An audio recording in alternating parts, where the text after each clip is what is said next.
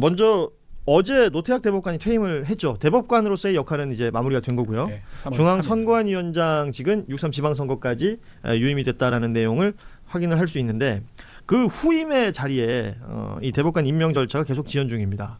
뭐 보도로 워낙에 많이 나오고 있으니까요. 뭐 표면적으로는 청와대와 대법원 간에 이견이 있다 정도로 얘기가 되고 있는데 통상 대법관 임명이라는 건 청와대와 대법원이 이제 물밑 좀 교감을 하고 이 대법원장이 제청한 이후에 국회에서 동의하는 절차를 거치게 되는데 이번 인선은 나름의 상징성이 있지 않겠습니까? 이재명 정부 들어서 첫 대법관 임명이 되는 것이기 때문에 그런데 이게 국회의 뭐 인사청문회나 이런 쪽에서 지금 브레이크가 걸린 게 아니라 대법원장의 제청 자체가 지연되고 있는 상황이라서 이 이야기를 좀 먼저 해봐야 될 것 같은데 대법관 임명 지연 문제 이거 어디서 원인을 찾아야 된다고 보세요?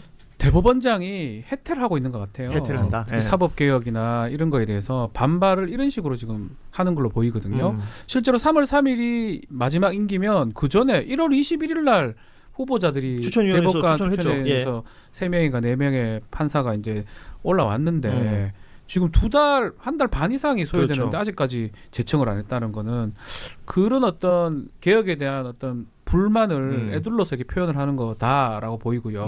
박영재 행정처장이 그만뒀지만 그 맥락하고 지금 같은 상황이라고 봐야 됩니다. 사실은 혜택을 상당히 세게 하고 있다고 봐야 돼요. 어떻게 보세요? 이게 지금 헌법적 사고예요. 사고가 난 게 지금 우리 사고라는 건 액시던트다. 예, 액시던트. 헌법적 생각이 아니고 헌법적 사고가 발생한 거예요. 지금 대한민국 헌법에 대법관 임명과 관련돼서는 명시적으로 대법원장의 제청으로 국회의 동의를 얻어 대통령이 임명한다. 절차가 정해져 있잖아요. 그런데 이제 제청과 관련돼서 재량을 가지고 있다고 하지만 제청을 안 하면 이거는 왜냐하면 대법원 구성을 막는 것이기 때문에 우리가 이거를 겪은 적이 있어요. 우리가 한덕수 권한대행이 헌법재판관 임명을 안 했잖아요. 그 자체가 헌법적 사고가 나고 위헌적 상황인 거예요. 제청을 하지 않을 권한이 없는 거예요. 제청을 해야 되거든요. 예. 그런데 지금 제청을 안 하는 거는 이게 구체적으로 살펴보면은 분명히 뭔가 본인이 제청을 했을 때에 그러니까 대통령이 임명을 안 하는 경우가 생길 수가 있잖아요. 이렇게 되면 대법원장의 권위가 어떻게 되겠습니까? 지금 이런 문제가 발생을 한 거거든요. 그래서 지금 뭐 청와대와 조율이 안 되고 있다라고 하는데 사실은 조희대 대법원장이 제청을 안 할 권한이 없기 때문에 이거는 지금 큰 사고가 발생을 한 거죠. 아니 그 지금 말씀대로라면 그러면 이건 대법원장의 권한입니까? 의무입니까? 의무죠. 제청을 해야 되는 거예요. 그러면 대법원 구성을 해야 되는데 구성이 안 되는 거잖아요, 지금. 그 말씀하신 것처럼 사법개혁 3법 이 입법 과정에서의 불만을 이런 식으로 만약에 표현을 하는 거라면 의무를 다하지 않는다는 건 이건 귀책 사유가 되는 수도 있는 거 아닌가요? 그러니까 좀 전에 얘기했지만 한덕수 권한대행 사하고 똑같아요. 그때 뭐죠? 마은혁 재판관. 마씨. 네, 마은혁 재판관. 성함을 제가 잊어버렸는데 안 했지 않습니까? 그때도 사실은 의무 아니냐라고 얘기를 했거든요. 근데 그 의무를 방기하고 있고 뭐 그 이유는 다른 이유를 대긴 합니다. 뭐 그 배우자 문제 뭐 얘기를 하면서 얘기를 하는데 그거는 핑계에 가깝고요. 사실은 본인이 지금 그거에 대한 반발을 보여주기 위해서 하는 거라고 봐야 될 것 같아요. 이게 지금 말씀하신 내용을 조금 설명을 드리겠습니다. 지금 이제 4명의 후보자가 대법관 추천위원회로부터 1월 21일에 추천이 됐습니다. 김민기 수원고법 판사, 또 박순영 서울고법 판사, 그리고 손봉기 대구지법의 부장판사, 그리고 윤성식 서울고법의 부장판사 이렇게 4명이 후보 추천이 됐어요. 이 중에 지금 보도 나오는 내용으로는 김민기 수원고법 판사를 청와대 쪽에서는 원하고 있는데 상대적으로 사법연수원 기수가 가장 낮고 그리고 또 말씀하신 것처럼 이 배우자가 지금 헌재 재판관 오영준 재판관 오영준 재판관이기 때문에 부부가 한 정부에서 대법원과 헌법재판소에 있는 것은 부적절하다. 혹은 지금 재판소원법이 이렇게 진행이 되면 이게 뭐 이해 충돌의 여지도 있다라는 뭐 의견들도 있다라는 것이 보도로 지금 나오고 있는데 이게 실제 영향을 미칠 이유가 그 보도는 제가 보니까 대법원 쪽에서 흘리는 보도인 것 같고요. 아 그래요? 네. 이제 그 변명을 하는 거예요. 이게 왜 안 되는지에 대해서.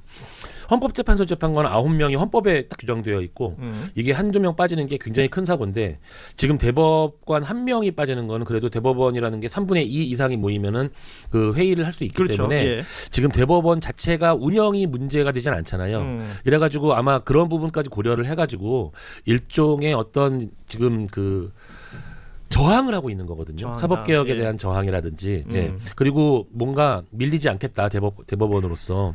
그런데 사실 있을 수 없는 일이 발생을 한 거예요. 그리고 지금 조희대 대법원장이 내년에도 지금 내년까지 임기가 있기 때문에 예. 내년에도 4명의 대법관이 지금 통과된 입법에 의하면은 새로 임명이 돼야 되잖아요. 이게 또 연속적으로 이런 일이 발생을 할 수 있다라는 어떤 이게 그 문제가 되거든요. 예, 대법관을 그 증원하기로 지금 네, 법이 22 통과가 됐기 명. 때문에 예. 이번 일 말고도 계속해서 벌어질 수 있는 일 아니에요. 그렇죠. 지금 22명을 더 내년에 지금 4명 예. 이렇게 순차적으로 지금 그 증언하기 때문에 이재명 대통령 임기 내에 20명이 넘는 대법관을 임명해야 될 수도 네. 있는 건데 만약 계속 이런 비슷한 거라면 물론 조희대 대법원장의 임기는 한 1년 정도밖에 남지 않았습니다만 네. 어제 저희가 그런 얘기를 했었어요. 그러니까 선출 권력과 지금 임명 권력인 거잖아요. 네네. 청와대와 대법원을 비교해 보자면. 네. 그래서 사전에 뭐 물밑 교감을 한다 이런 얘기가 있을 때 의견 차이가 있을 수는 있겠죠. 그렇죠. 그러면 어디에 더 힘을 실어야 되느냐는 좀 선택이 좀 간명해질 것 같은데. 당연히 선출 권력에 그러게 힘이 말입니다. 실려야 예. 돼요. 뭐 계속 이렇게 방치하거나 이렇게 계속 할 수는 없는 거잖아요. 음. 그러니까 본인이 뭐 억울하거나 불만이 있거나 그렇다고 하더라도 본인은 임명받은 사람이에요. 어쩌면 거기다가 전 정부에서 임명했던 사람이고요. 내란 우두머리 혐의로 지금 재판을 받고 있는 예, 거예요. 윤석열이한테 정통성마저 지금 의심을 받고 있는 그런 거죠. 상황이라면 정상적인 사람이라면 이런 좀 전에 말했던 헌법 사고적 상황을 본인이 대법원장이고 그러면 사실은 본인의 좀 그 손해를 감수하더라도 받아들여야 되는데 비정상적인 것 같아요. 그래요. 이게 지금 정치적 투쟁을 자꾸 하는 거거든요. 그러니까 이거 정치적 투쟁할 게 아닌데. 정치 행위를 하고 있다. 저는 정치 얘기만 네. 봅니다. 이거를 다. 자, 지금 말씀드리는 순간 우리 장윤선 기자가 청와대에서 취재를 해서 따끈따끈한 소식을 가지고 막 도착을 하셨습니다. 네. 어서 오십시오. 취재 편의점 아유. 장윤선 기자 나오셨습니다. 네, 죄송합니다. 아니 지금 늦었습니다. 딱 그 순서에 맞게 도착을 해주셨습니다. 그래요? 딱 여쭤볼 답변하시면 타이밍이었거든요. 돼요. 제가 얘기할 타이밍이에요. 저희도 대법원장과 청와대가 이 대법관 임명을 두고 이견이 있다라는 네. 보도들이 나오고 있고 청와대에서 지금 김민기 판사에 대해서 의지를 갖고 있는데 대법원 쪽에서 반대를 한다라는 취지인 것 같아요. 청와대의 기류가 어떤 것인지 궁금해서요. 청와대는 확인해 줄 수 없다가 예. 공식 입장입니다. 예. 네, 그런데 언론에 나오는 보도가 대체로 맞아요. 라고 부연을 하고 있어요. 아 그래요. 네, 그런데 이제 중요한 거는 이제 이게 그 현직 대통령의 첫 번째 대법관 임명이거든요. 그런데 그 부분에 대해서 조희대 대법원장이 이런 식으로 비토를 네. 놓고 몽리를 부리면 또 인사권자에 대한 항명 또는 도전 아니냐라는 비판이 가능할 것 같습니다. 뭐 청와대가 그렇게 얘기한다는 예, 것은 예. 아니고요. 그래서 종합을 하면 조희대 대법원장이 지속 가능한 대법원장일까에 어허. 대한 여러 판단들이 있는 것 같아요. 지금 예. 법원 안에서도 조희대 대법원장에 대한 좀 사퇴가 예, 목소리가 필요하다. 나오고 있죠. 예, 그런 목소리가 나오고 있기도 하고. 근데 이분은 그만둘 용기도 별로 없어 보여요. 그러니까 그만두면 본인에게 당장 수사나 뭐 이런 등등의 예.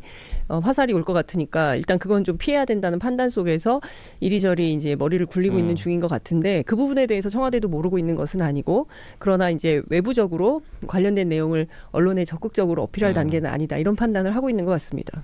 그 조희대 대법원장이 그 어제 출근길에 뭐 여러 얘기들을 했었습니다. 그 관련해서 뭐 후속 보도들이 계속 이어지고 있습니다만, 그러니까 오늘 우리 법조인 두 분이 계시니까 네. 그 얘기했잖아요. 그 갤럽 조사 퍼센테이지를 얘기했습니다. 40. 미국 법원이 신뢰도가 35%, 우리는 미국보다 높은 47%니까 우리 제도를 근거 없이 폄훼하거나 법관들의 개별 재판을 두고 악마화해서는 바람직하지 않다는 점을 심사숙고해달라. 이런 메시지를 냈단 말이에요. 그 임재성 변호사가 오늘 페이북에 글을 써놨던데 이 갤럽 조사라는 게 결국 55% 정도가 기본이라고 보고 그러니까요. 그거보다 낮은 숫자에 대해서는 지금 이렇게 평가하는 건 부적절하다. 그러니까 지금 그 트럼프 미 대통령이 임명한 그 연방 대법관과 관련해서 지금 미국 자체에서도 굉장한 사법 불신들이 막 일어나고 있단 말이에요. 그 사법 불신이 지금 극도에 달한 미국이랑 딱 비교를 하는 거예요. 그러니까요. 예. 하필이면 다른 나라들과 비교하는 게 아니라 우리나라도 사법 신뢰도가 그렇게 높은 편이 아닌데도 불구하고 딱 그 미국이랑만 비교해가지고 마치 우리나라가 굉장히 사법 신뢰도가 높은 것처럼 이렇게 오도하는 그 발언을 하셨더라고요. 잘못된 거죠. 이 결국 본인의 잘못이 가장 크거든요.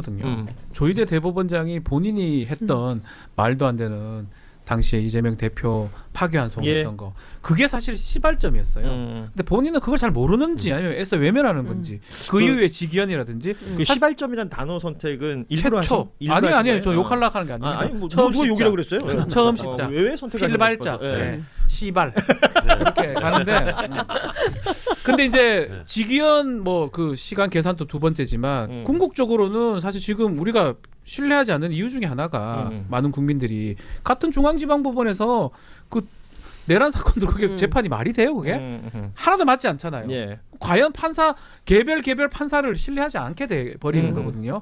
결국 이 책임은 온전히 조희대 대법원장에 가는 거예요, 사실은. 근데 엉뚱하게 35%, 47% 이딴 소리를 하고 있으니까. 그러니까 개별 재판이라고 얘기하셨지만 사실 내란 재판을 우리가 다른 재판들하고 무게를 같이 볼 수 있는가라는 그렇죠. 생각도 당연히 해야 되는 것이고 우리 장윤선 기자는 조희대 대법원장 어제 뭐 냈던 메시지들 있잖아요. 아니 근데 저는 늘 언론을 이렇게 들러리 병풍으로 세워요. 그러니까 평소에는 출근길에 멘트를 안 받거든요. 그리고 서 있지 못하게 해요. 예. 그런데 본인이 메시지를 내야 될 때는 기자들에게 미리 이제 기자단에 세팅을 하는 거죠. 예. 공지문을 보내가지고 기자들을 이렇게 들러리 병풍으로 세팅을 해놓고 굉장히 뭐 본인의 발언에 뭐랄까 힘을 주면서 뭐 그러니까 언론을 동원하는 거거든요. 야, 계엄 때는 아무 말도 못 하고 그러니까 계엄 때는 뭐 정작 그 엉터리 판결이 나왔을 때 그럴 때 기자들이 궁금할 때는 이야기 한마디도 대답도 안 안 하고. 하고 그때 보통 이렇게 합장하고 들어가잖아요. 그러니까요. 예. 아니 근데 다 떠나서 저는 이런 취재 보도 하지 마라 그냥. 언론도 받아쓰기. 예. 그거 왜 동원이 됩니까? 그리고 앞서 이제 우리 박지훈 변호사님이 잘 설명해 주신 대로 지금 중앙지법 판결 특히 내란이라든가 김건희 국정농단 사건에 대해서 물론 이제 특검이 제대로 수사하지 못한 책임도 있지만 그럼에도 불구하고 국민들이 그 도무지 납득할 수 없는 판결문을 내고 사법불신이 이렇게 극에 달했으면 47%면 통상 낙제점이라고 하는 거예요. 그런데 이걸 가지고 미국은 35%인데 우리는 47%니까 미국보다 소폭 그 점수를 더 받았으니 이 정도는 신뢰할 만한 거다라고 아전인수격으로 국민들한테 설명을 하고 있는 건데 여기에 동의할 국민이 어디가 있겠습니까? 그래서 말씀하신 대로 언론이 이렇게 조희대 대법원장이 얘기를 했으면 말도 안 되는 소리를 해석을 하면 해줘야 된다고 그렇죠. 보거든요. 비판을 해야죠. 예. 조희대 대법원장 지금 이렇게 얘기할 때냐 그거 아니지 않냐라고 각을 세우고 비판을 해야지 조희대가 떠드는 대로 그거 다 그대로 받아 써가지고 중계 보도하는 게 그게 무슨 보도입니까? 우리가 무슨 법원의 홍보지들이에요? 그거 아니지 않습니까? 그래요. 언론이. 예. 중요한 포인트 짚어주신 것 같습니다.